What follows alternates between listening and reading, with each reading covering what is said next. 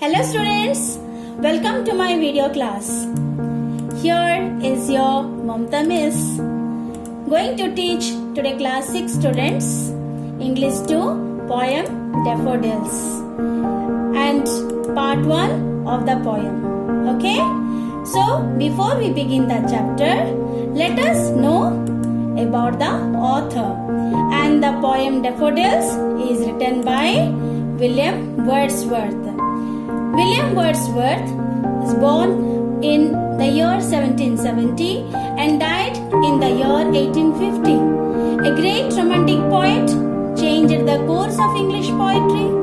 When many poets still wrote about great kings, queens and heroes in a grand style, Wordsworth focused on nature, children and common people and used simple language to express his feelings.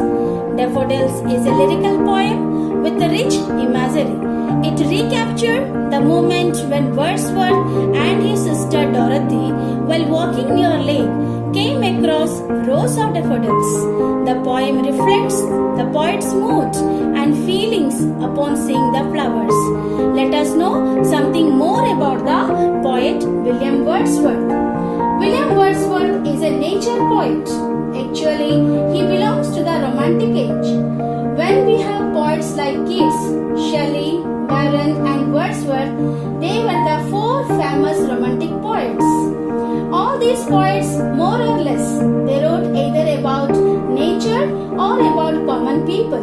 So before this, the poems were written on great people or some great incidents. But these romantic poets, they shifted the genre, the object of the poem or the subject of the poem, whatever you say, the subject of the poem is either nature or common people. So here there is a poem about the nature called Daffodils. So students, here we go to the poem Daffodils. And what do you mean by daffodils? They are flowers. What are they? Flowers. It is looking at yellow flowers, but the poet here in this poem says that they are the golden flowers, golden daffodils. So before I go to the explanation of the poem, the stanzas, let me show you a small video for your clarity so that you will be clear with the poem.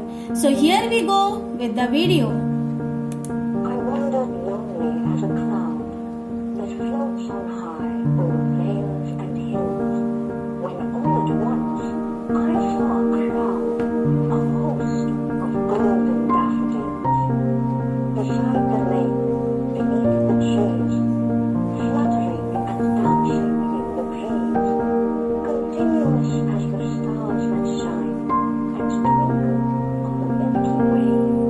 They stretched in never-ending line along the margin of a bay. 10,000 saw I at a glance, tossing their heads in sprightly dance. The waves beside them danced, but they outdid the sparkling waves in glee. A poet could not but be gay in such a jocund company. I gazed and gazed, but little thought what would the short period. For oft when on my couch I lie, in vacant pensive mood, there flash upon that inward eye, which is the place of solitude. And then my heart with pleasure fills, and dances with the daffodils. So my dear students, here you have seen the small video which consists of 4 stanzas of your poem Daffodils. So now I hope you are somewhat clear by seeing the video. So let me begin with the explanation of your first stanza. Okay? Stanza 1. I wandered lonely as a cloud that floats on high over vales and hills, when all at once I saw a crowd, a host of golden daffodils, beside the lake, beneath the trees, fluttering, dancing in the breeze. So let me now explain you the first stanza. So here, my dear students, it is a very simple, nice poem, and it is a true experience of the Wordsworth poems. Most of them are emotions recollected tranquilly. That means he experiences this, whatever he writes, he already experiences them, but immediately he doesn't come and write it. Much later, he recollects them and then he writes them. Emotions recollected in tranquilly. This is the principle of Wordsworth. This is the principle he follows when he writes his poems. So in the first line, I wandered lonely as a cloud. Here the poet is wandering here, lonely as a cloud. This is a simile. This is a simile, okay? And here you can see the flowers, daffodils. I wandered lonely as a cloud. In the note it is written, it is a simile. Simile means when we are comparing something to someone, isn't it? So here, the lonely as a cloud. Here the poet is wandering here, lonely as a cloud. This is a simile where the poet compares himself to the clouds. The word as shows a similarity or a simile. So here the poet is wandering just lonely like a cloud that floats high over vales and hills. So vales, my dear, it is an old poetic, old English language. Nowadays we don't use it for valleys. So vales means what here? Valleys. It is an old English language which we don't use nowadays. Okay?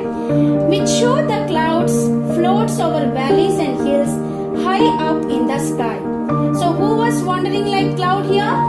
My dear students, come on, can you answer me? Who was wandering like clouds? The poet, isn't it? And what happened?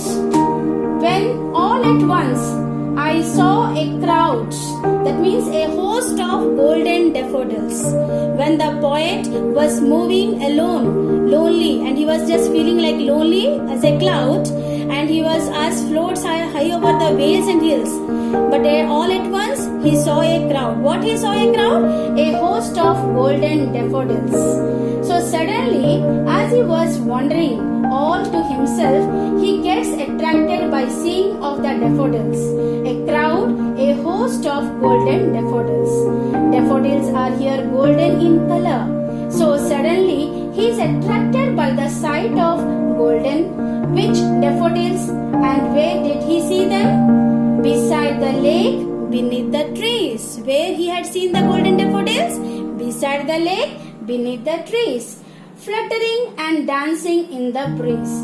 So this is an example of personification. In the note down you can see fluttering and dancing in the breeze is a personification, isn't it? So what is this personification? It is compared to the human nature who flutters and dance, human beings, isn't it? So it is a personification.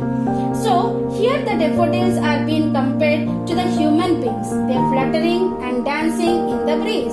So the first verse tells us that about the lonely state of the poet, where he compares himself with the cloud, and suddenly he is attracted to the sight of the golden daffodils.